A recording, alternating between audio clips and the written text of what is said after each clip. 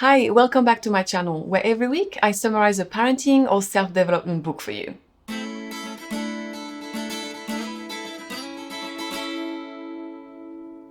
And if you are enjoying these videos, I would be so grateful if you could subscribe to my channel, like and comment on these videos. Believe it or not, your engagement really helped promote my work here on this platform, and I really do appreciate it.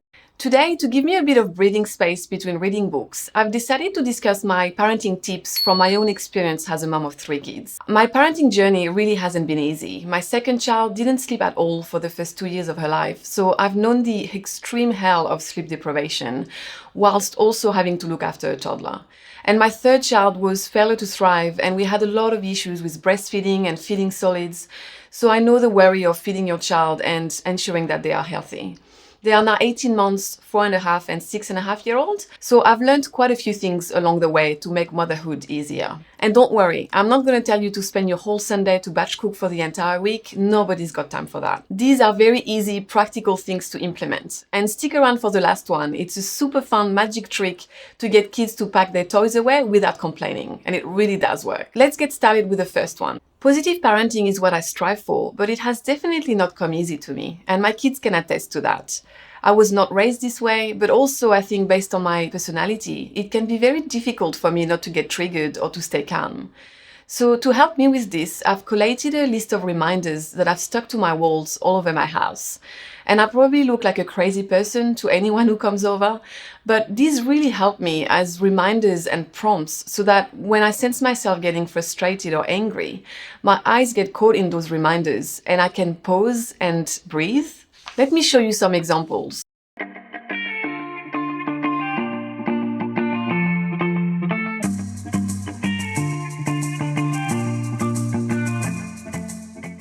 I also think it's very important to surround yourself with your parenting philosophy. So for me, it's positive parenting.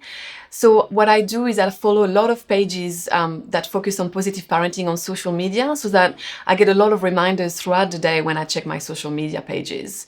And also I think it's important to try to find other moms or other parents who have the same philosophy as you. So you literally surround yourself with all those reminders throughout the day and throughout the week. And it's always front of mind, so it really helps you when you are dealing with difficult situations with your kids. The second tip I'd like to share is about comparison and how to use social media to help with our mental health.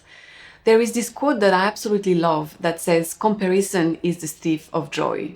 We all do it. We are always comparing ourselves to others. How their kids are behaving, how they are responding as parents, how easy their life looks while you are struggling over here.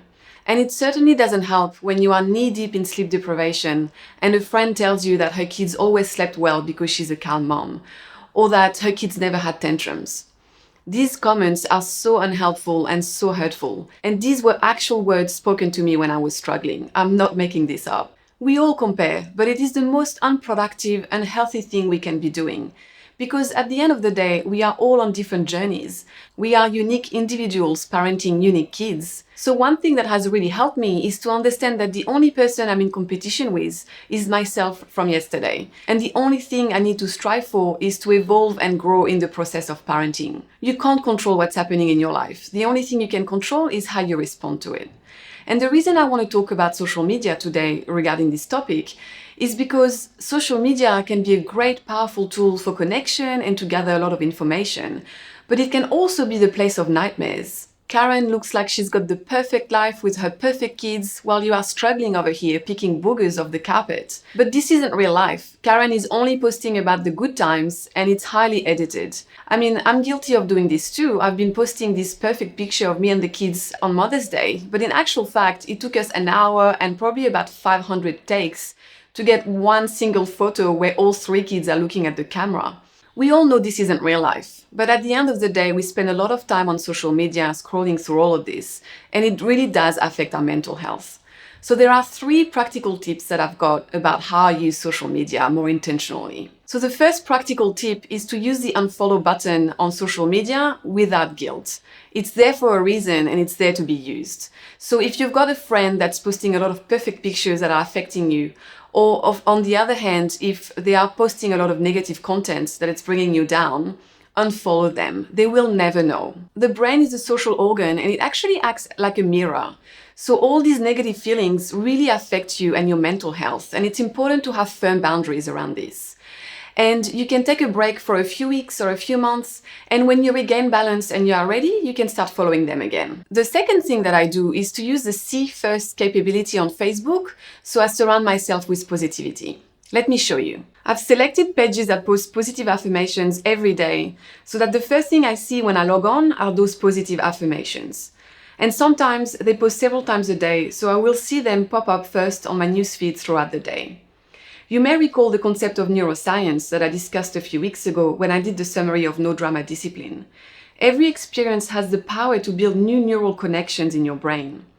I've chosen these pages because positive affirmations are extremely powerful. Studies have found that they increase activity in areas of the brain that are connected to self-related processing. So by increasing activity in these parts of the brain, it acts as some kind of emotional buffer to any painful, negative, or threatening information that follows.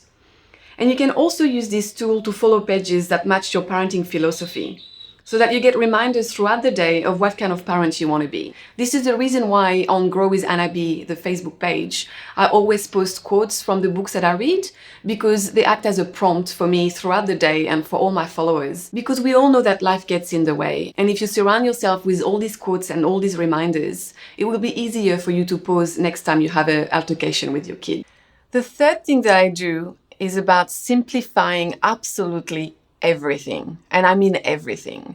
Parenting can be so overwhelming. We are literally juggling so many balls, and I've got 3 kids, so I cannot do everything. So my life motto is less is more always. And one of my favorite quotes says, when things aren't adding up in your life, start subtracting. And this is so relevant at the moment with the pandemic and a lot of people being in lockdown. It's so important to simplify absolutely everything and lower expectations. And when I say doing less, I mean literally applying this rule to every aspect of your life. So that looks like less cooking. I absolutely hate cooking as well, so that really helps me.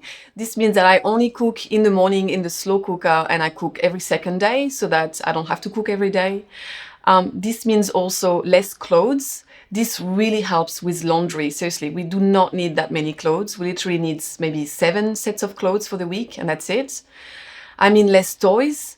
Kids do not need that many toys. You just need a few open-ended toys that will allow them to use their imagination. That's it, nothing else. Sell all the rest. And you can get your kids on board with this, because with mine, when we sell toys, this is their pocket money and they can buy something else with it if they want to. And obviously, this is an ongoing process, because we all know that with birthdays and with Christmas, there's always a lot of presents that happen, but you just need to cull it every year. I also mean less activities. Kids don't need to do that many activities every week. I also mean less people. It's good to be very picky about the people that you have in your life. Just reassess what they are bringing to you and learn to say no more often and put some boundaries around that. And finally, less expectations. I love the quote that says expectations are planned disappointments, because it is so true.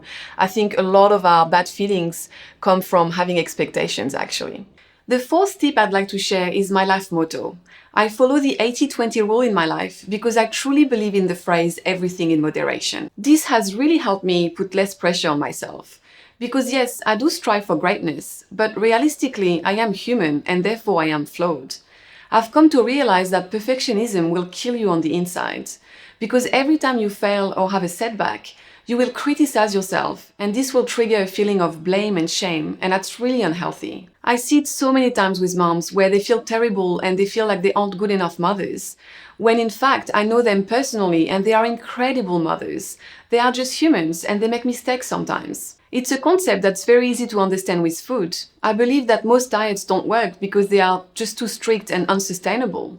So with this concept, I can allow myself to eat healthy 80% of the time, and the other 20% of the time, I allow myself to indulge in chocolate and wine and junk food, because life is there to be enjoyed. So when I apply this rule with parenting, it means that I allow myself not to be my best self with my kids 20% of the time.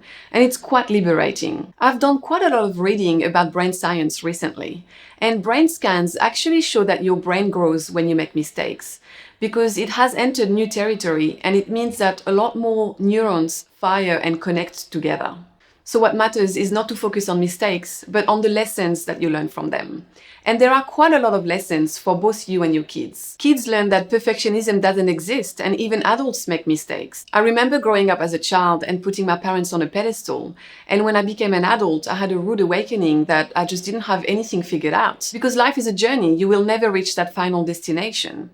And kids also learn that life isn't always fair and they will need to deal with a lot of conflict with different people in their lives. So it's good that they get practice with this. So if you make a mistake with your child, just be truthful with them. You can, in the process, teach them that it's important to listen to your needs and your emotions, and you can teach them a very rich vocabulary of emotion in the process as well. And for you, the lesson might be that you need to listen to your needs more and allow for more self-care during the week, even if it's just an hour to yourself on the weekend. Because we aren't robots. We are not meant to spend 24/7 with our kids. So this life motto really allows you to release perfectionism and guilt.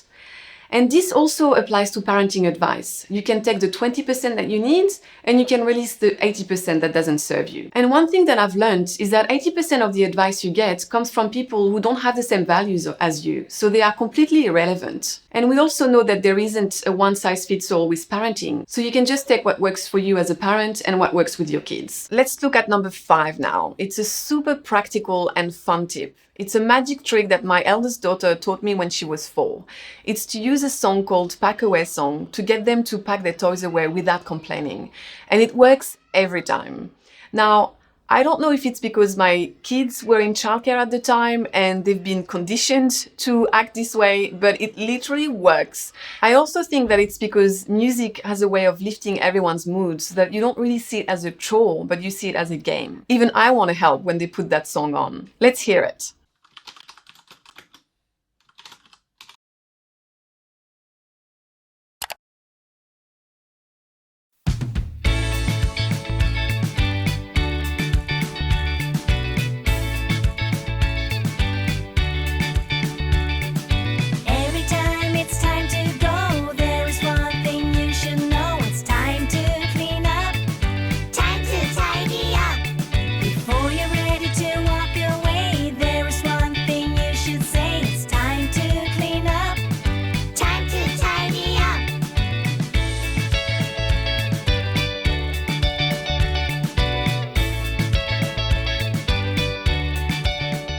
And I would love you to try it and to let me know if it actually works with your kids as well.